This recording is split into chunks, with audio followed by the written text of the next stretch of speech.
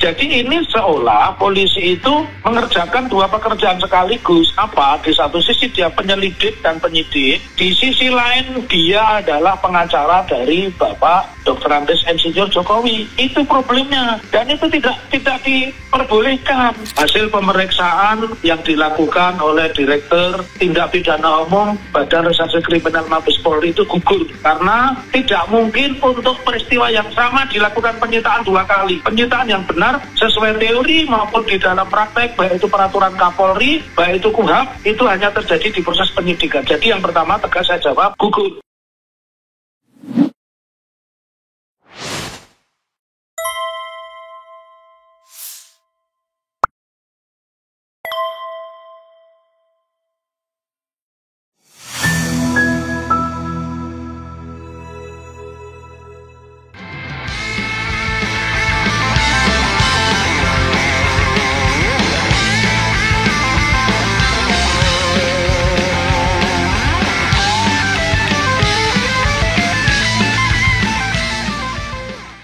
Assalamualaikum warahmatullahi wabarakatuh.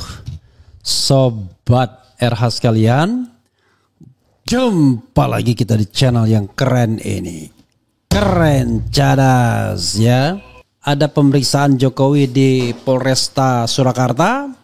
Dan yang paling penting adalah ada penyitaan ijazah. Rupanya M. Taufik yang pakai Q, pakar pidana yang mengajukan permohonan atau gugatan perbuatan melawan hukum di PN Surakarta itu protes. Salah satu protesnya adalah ini kok ijazah sudah dinyatakan asli dulu baru kemudian disita, kemudian dasar untuk meningkatkan penyelidikan ke penyidikan di Polda Metro Jaya itu apa? Jadi Barreskrim sama Polda Metro Jaya dikritik sekaligus. Nah, di ujung telepon sudah ada Pak Taufik. Halo, assalamualaikum warahmatullahi wabarakatuh, Pak Taufik. Pak Taufik, ada dua hal yang saya catat dari berita yang saya bacakan ini, ya. Jadi beritanya dikutip dari apa? Kompas? Dikutip dari Warta Kota Tribunnews.com. Oh iya. Judulnya adalah Polisi Sita Ijazah Jokowi Muhammad Taufik, ya kan? Titik dua, ya. Kenapa bisa naik dari lidik ke sidik? Jadi Anda mengkritik dua institusi di kepolisian sekaligus, Barreskrim, kemudian Polda Metro Jaya. Anda mengatakan itu dasarnya apa itu? Johan Dhani Raharjopuro mengatakan asli. Orang dokumennya belum diselidik, belum disita, udah dinyatakan asli, ya kan? Aneh. Ya. Yang kedua adalah apa dasarnya menaikkan penyelidikan ke penyidikan sementara dokumen baru disita juga. Silakan eksplorasi sambil membuat saya santai mendengarkan uraian Anda yang keren cadas itu, Dr. Taufik. Silakan. Oke. Sobat RH dari Surakarta, kawan Refli Harun Muhammad Taufik pakai Q. Kalau pakai K itu pasti ijazahnya palsu, KTP-nya palsu karena nama saya dari lahir, akte kelahiran, KTP, ya, kartu pelajar, kartu mahasiswa, dan kartu alumni semua Muhammad Taufik Q begitu. Pertama saya menyoroti perbedaan antara Barreskrim dan Polda Metro, ya, bahwa di dalam penyelidikan atau penyidikan itu ada namanya manajemen penyidikan itu diatur di Peraturan Kapolri nomor 6 tahun 2019 ya. Kemudian di situ diatur di pasal 3 ayat 1 dan sebagainya tentang aduan, laporan dan sebagainya. Yang saya soroti pertama, di sini kan terjadi namanya mismanagement. Kenapa saya bilang mismanagement? Karena di dalam hukum itu mengenal sebuah peristiwa itu terletak, tindak pidana itu terletak pada dua hal. Satu, adanya perbuatan pidana, kemudian tempat terjadinya tindak pidana atau kita menyebutnya di dalam bahasa Latinnya itu adalah locus delicti dan tempus delicti. Jadi lokasi terjadinya tindak pidana itu di mana, tempus delicti itu di mana.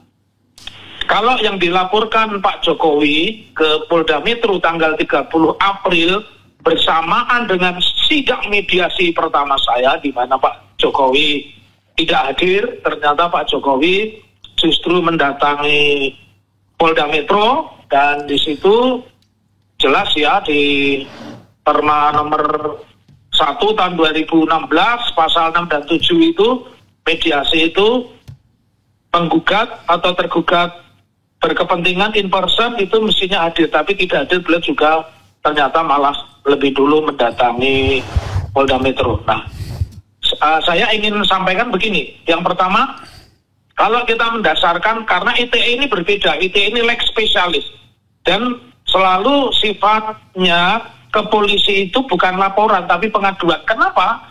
Karena ini punya teori yang disebut delik aduan itu hanya bisa diadukan oleh yang bersangkutan, atau kalau itu pencemaran nama Pak yang bersangkutan meninggal bisa diadukan oleh ahli warisnya. Maka sebutannya aduan.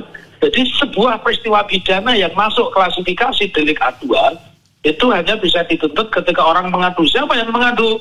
Orang yang merasa dirugikan atau ahli warisnya, ya, yang merasa dirugikan, maka dia mengadu. Nah, di dalam teori informasi dan transaksi elektronik, pengaduan yang kaitannya dengan penghinaan atau pencemaran melalui media sosial, apakah itu melalui TikTok, YouTube, ya, kemudian atau media yang lain begitu, ya, kecuali WhatsApp, karena saya katakan ini sekaligus pencerahan ya.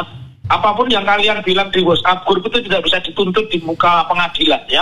Oke, saya lanjutkan. Nah, kalau memakai teori Undang-Undang Informasi dan Transaksi Elektronik, lokus dan tempusnya itu berbeda dengan perbuatan 310 dan 311 ya. 310 311 itu mengenal lokus delikti dan tempus delikti. Kalau di dalam Undang-Undang ITE tidak mengenal lokus dan tempus, tetapi yang dikenal adalah asas, uploader, dan downloader. Apa itu uploader? Uploader itu siapa yang memuat di YouTube, yang memuat di TikTok, di Facebook, atau akun-akun media sosial yang lain, ya, atau pengupload. Kemudian yang kedua, asas downloader. Downloader itu orang yang melihat peristiwa itu, ya, menyimpannya atau tidak itu sebutannya downloader. Nah, kalau mendasarkan kepada pengertian asas tersebut, dengan sendirinya karena uploadnya itu di Jakarta, di wilayah Polda Metro, kemudian yang kedua juga bahwa teradunya itu dugaannya berbicara juga di Jakarta, maka tepat. Nah, yang tidak tepat itu pernyataan Badan Reserse Kriminal.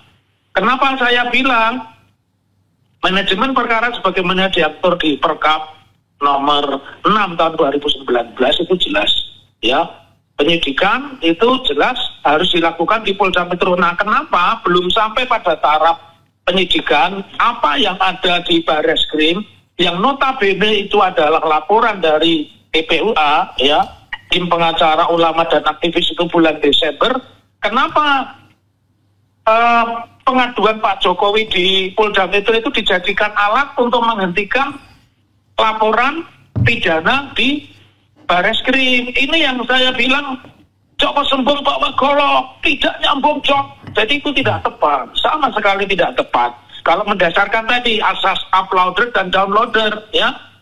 Kemudian yang kedua, kalau kita bicara manajemen penyidikan, yang penyidikan itu biar bisa dipertanggungjawabkan.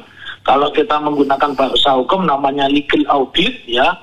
Ya, mohon maaf sekaligus saya memberikan kuliah gratis, ya, bagi orang awam. Yang disebut legal audit itu sebuah laporan, sebuah pengaduan, sebuah perintah itu nanti bisa dipertanggungjawabkan. Nah, kalau Pak Jokowi mengadunya di Polda Metro, kemudian dijadikan dasar di Badan Reserse Kriminal dan diumumkan oleh yang namanya Brigadir Jenderal Polisi Hamdani, maka yang menjadi pertanyaan, barang bukti apa yang dulu dijadikan dasar untuk mengatakan laporan dari TPUA itu tidak bisa diteruskan atau justru malah dihentikan. Maaf ya, saya ralat. Jadi laporan TPUA ini justru dihentikan. Nah, padahal menurut pemahaman KUHAP tidak ada istilah penyelidikan dihentikan. Karena apa? Begini bahasanya, penyelidikan itu adalah serangkaian tindakan penyelidik menduga terjadinya tindak pidana. Nah, menduga itu berarti mereka harus punya upaya untuk membuktikan bahwa perkara pidana itu ada supaya bisa naik ke penyidikan, di penyidikanlah ini nanti dihentikan. Jadi satu kegagalan pertama, menggunakan barang bukti yang dipakai di Polda Metro, kemudian dibawa ke Barreskrim dan dipakai untuk menghentikan perkara yang dilaporkan di Barreskrim oleh TPUA, itu tidak benar. Secara manajemen penyidikan tidak benar, tidak dikenal itu. Karena STLP-nya, surat tanda laporan polisi, dan surat tanda pengaduan itu berbeda nomornya. Itu yang pertama. Kemudian yang kedua, atas dasar apa dilakukan penyitaan? Di dalam penyidikan itu tidak ada istilah penyitaan. Karena namanya menduga itu belum. Di dalam penyelidikan tidak ada penyitaan. Ya. Di dalam penyelidikan tidak ada penyitaan. Tadi sudah saya sebutkan, penyitaan itu hanya dikenal di penyidikan. Karena penyelidikan itu serangkaian tindakan penyelidik menduga. Jadi menduga itu baru semua orang berkapasitas sebagai saksi. Belum ada yang berkapasitas tersangka atau calon tersangka.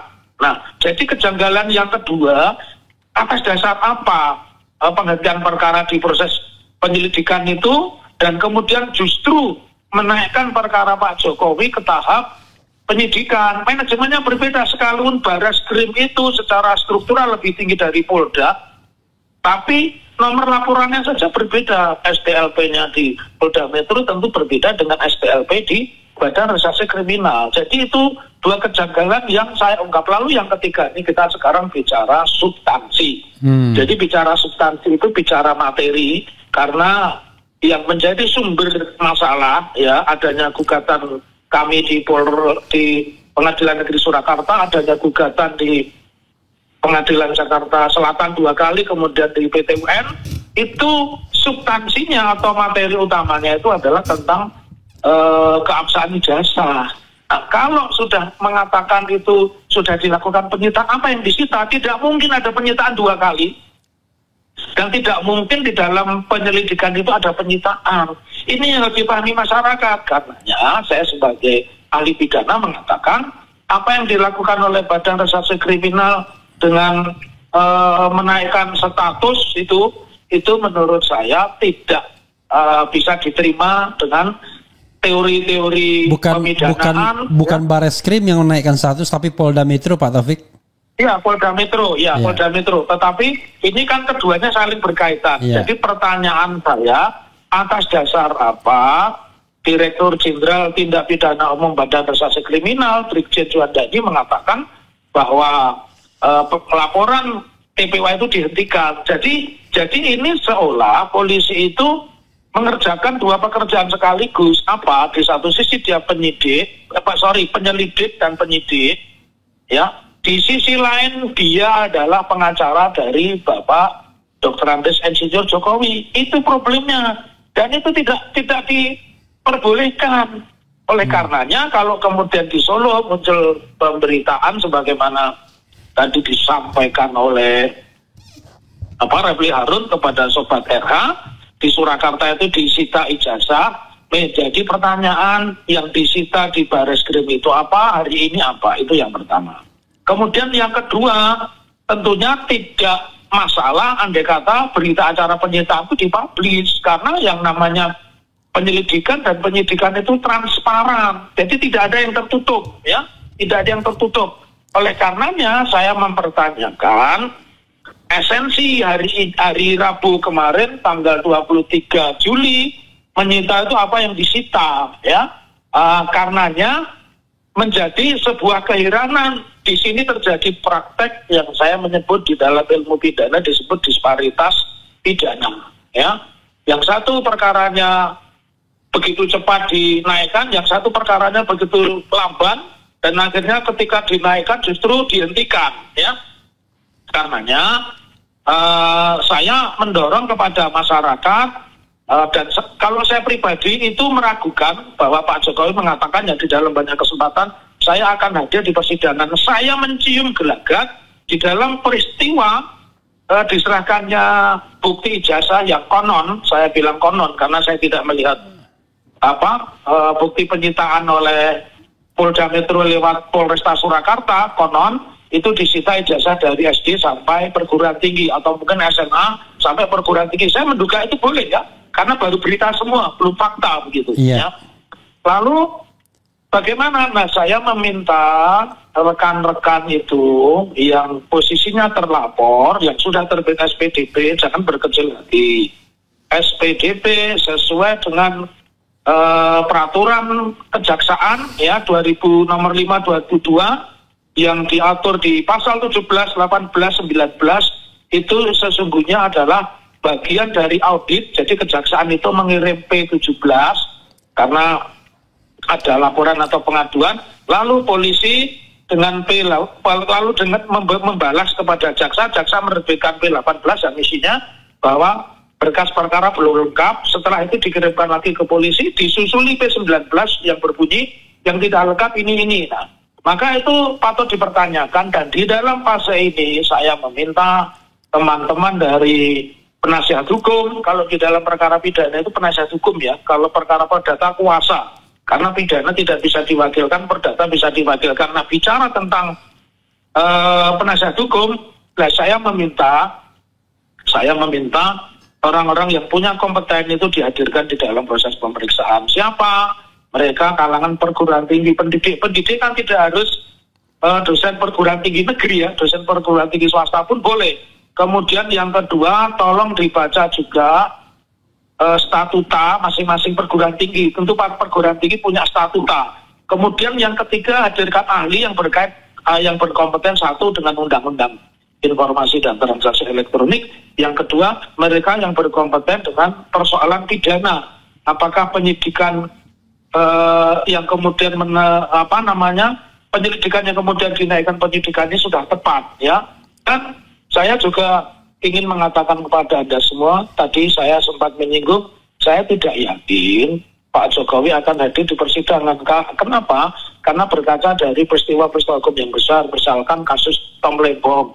Itu saksinya kan sedikit sekali yang berani datang ke persidangan, semua dibacakan. Ya, Pak Jokowi berulang mengatakan, saya kalau dihadirkan oleh pengadilan saya akan datangnya, tanya di sidang kami yang sudah 8 kali tidak pernah datang. Terakhir justru muncul gugatan tidak dapat diterima. Berkaca dari ini, saya mengatakan itu cacat secara hukum. Dan saya minta teman-teman yang menjadi penasihat hukum Tom Lembong ataupun penasihat hukum dari Egy Sujana, kemudian penasihat hukum dari Trikurnia, dari Roy Suryo, dari Rismond dan Dr. Stipa, Rizal Fadila atau yang lain untuk mempersoalkan ini, ya.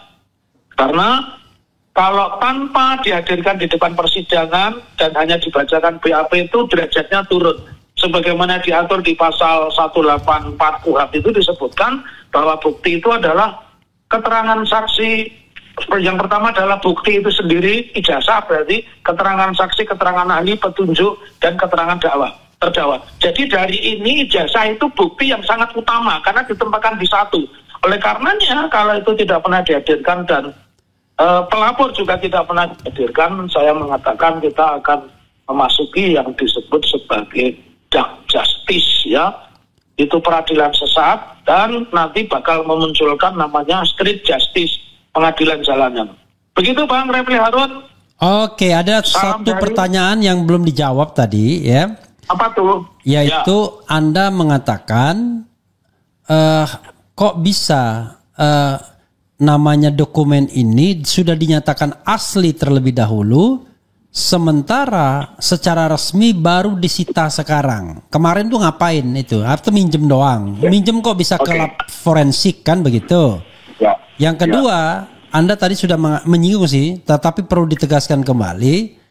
Apakah, saya balik pertanyaannya, apakah selama ijazah itu belum terkonfirmasi paling tidak menurut penyidik, apakah itu asli atau tidak, versi penyidik ya, nanti kan dibuktikan di pengadilan, maka sesungguhnya tidak boleh ditingkatkan penyelidikan ke penyidikan karena ijazahnya sendiri baru disita dan tentu belum pernah diperiksa. Silakan. Oke, yang pertama saya mengatakan bahwa kalau pernyataan saya dikaitkan dengan proses penyelidikan di Bareskrim yang mengatakan ini identik, ini asli, dan hari kemarin tanggal 23 Juli 2025 baru disita, saya sebagai ahli pidana mengatakan tegas, itu gugur. hasil pemeriksaan yang dilakukan oleh Direktur Tindak Pidana Umum Badan Reserse Kriminal Mabes Polri itu gugur. Karena tidak mungkin untuk peristiwa yang sama dilakukan penyitaan 2 kali. Penyitaan yang benar sesuai teori maupun di dalam praktek, baik itu peraturan Kapolri, baik itu KUHAP, itu hanya terjadi di proses penyidikan. Jadi yang pertama tegas saya jawab, gugur. Kemudian yang kedua, kalau dengan sendirinya gugur, maka tadi saya berulang mengatakan substansi dari masalah ini adalah ijazah. Dan memang banyak dari, saya tidak menyebut termul ya, saya menghindari kosakata itu, karena ada tokoh intelijen yang menelpon saya, Pak Topik jangan ikut-ikutan menyebut Mulyono, karena Mulyono itu nanti akan dihidupkan, akan diidentikan dengan Jokowi, ya Jokowi, ya Jokowi. Terima kasih Bapak Intel yang menasihati saya. Jadi saya suruh konsisten menyebut Jokowi Dodo, jangan menyebut Mulyono, karena Mulyono ini ada. Namanya Hakim Mulyono dan lulusan Fakultas Kehutanan. Jadi saya tidak akan sebut itu Pak Refli. Nah kembali kepada apalagi pertanyaan sampai dilakukan Anda. Kan Mulyono. Hah? Apalagi sampai Kenapa? dilakukan. Iya. Mulyono, Iya. engkau dalang dari segala masalah. Itu Aryati. Jadi menyambung yang kedua, kalau belum pernah dibuktikan tentang keaslian ijazah, kemudian dinaikkan ke tingkat penyidikan, ini teori yang harus dikembangkan. Selama ini mereka, para buzzer, para Jokowi mania, para Prabowo mania, hidup Prabowo, itu kan selalu mengatakan bahwa UGM sudah menyatakan asli. Yes, itu kalau tidak ada masalah.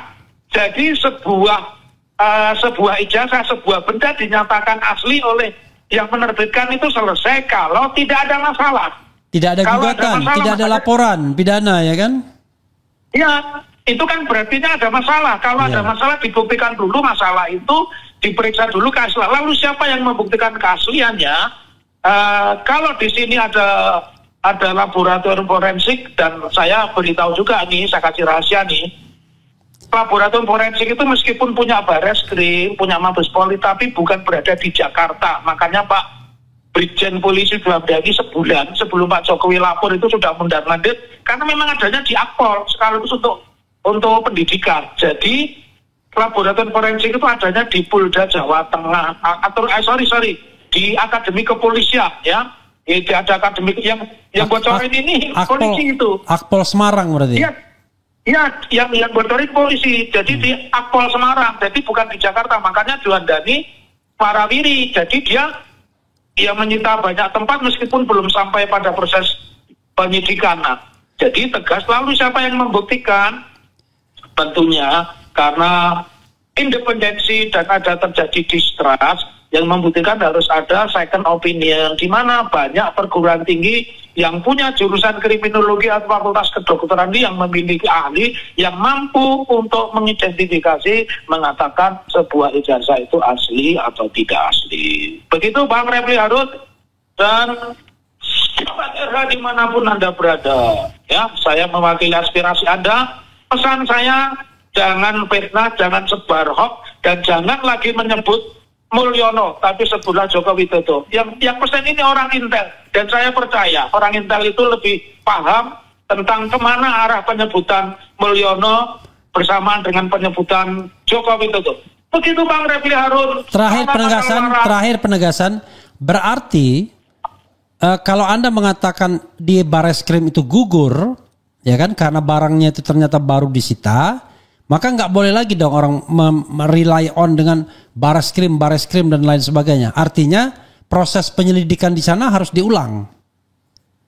Iya, diulang dong.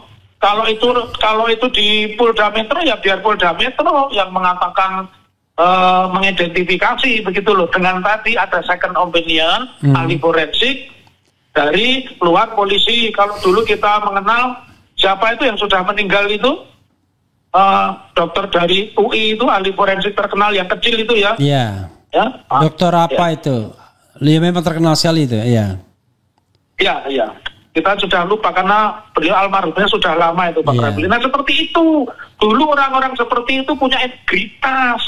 Ya. Jangan semua sepak bola diborong oleh teman-teman polisi, wasitnya polisi, pemainnya polisi ya, yang bawa bendera juga polisi. Jadi begitu tegas, tidak ada yang tidak tegas dari pernyataan saya kecuali Anda budek. Oke, Pak Taufik sudah ya? Oke, terima kasih. Sama-sama. Salam akal waras. Assalamualaikum warahmatullahi wabarakatuh. Waalaikumsalam warahmatullahi wabarakatuh. Ya, saudara sekalian, itu dari Dr. Muhammad Taufik ya, ahli pidana yang juga penggugat soal ijazah Jokowi ini. Ada hal menarik yang dia sampaikan soal konsekuensi dari penyitaan yang dilakukan oleh Polda Metro kemarin. Dokumen itu tidak boleh disita 2 kali, tapi 1 kali saja. Walaupun tadi saya masih ada pertanyaan yang tertinggal, nanti saya akan tanyakan lagi. Ini kan beda ya, ada Bareskrim, ada Polda Metro. Tetapi yang ingin saya katakan adalah di penyitaan itu hanya bisa dilakukan dalam tahap penyidikan. Karena penyidikan itu sudah pro justisia sehingga dia sah melakukan hal-hal yang sifatnya memaksa termasuk melakukan penyitaan. Tapi kalau penyelidikan belum boleh melakukan penyitaan. Karena penyelidikan itu adalah upaya untuk mengetahui apakah ada tindak pidananya atau tidak. Jadi tidak bisa dilakukan paksaan seperti itu, misalnya memaksa saksi hadir, nggak bisa. Tetapi kalau dalam proses penyidikan itu sudah bisa. Hadir pertama tidak, dipanggil kedua tidak, ketiga dipaksa. Nah, tetapi kalau dia dalam proses penyelidikan itu ya tidak bisa melakukan hal-hal yang memaksa tadi yang saya katakan, dan karena prosesnya belum pro justisia. Maka kalau kita berpegang pada pendapat Pak Taufik, segala hasil yang dilakukan oleh Bareskrim Mabes Polri yang kemudian di press conference-kan oleh Juhandani pada tanggal 22 Mei 2025 gugur semuanya. Kenapa gugur?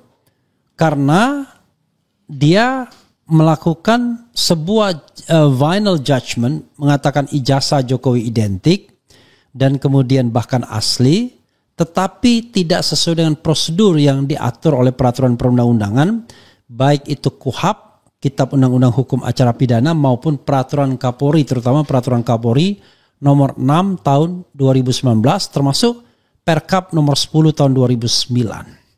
Jadi itu masalahnya saudara sekalian. Jadi pernyataan asli dan lain sebagainya itu tidak sah, tidak mengikat, dan bahkan proses penyelidikan batal dengan sendirinya.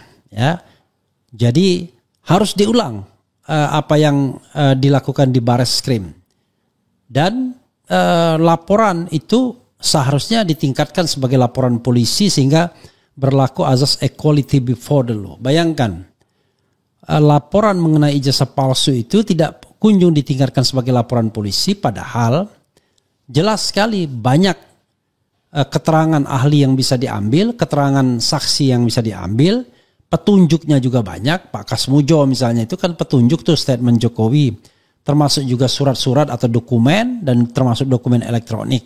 Nanti kalau keterangan terdakwa di pengadilan. Jadi saudara sekalian, sangat tidak masuk akal kemudian tidak meningkatkan proses penyelidikan ke penyidikan di Bareskrim Mabes Polri. Harusnya mudah.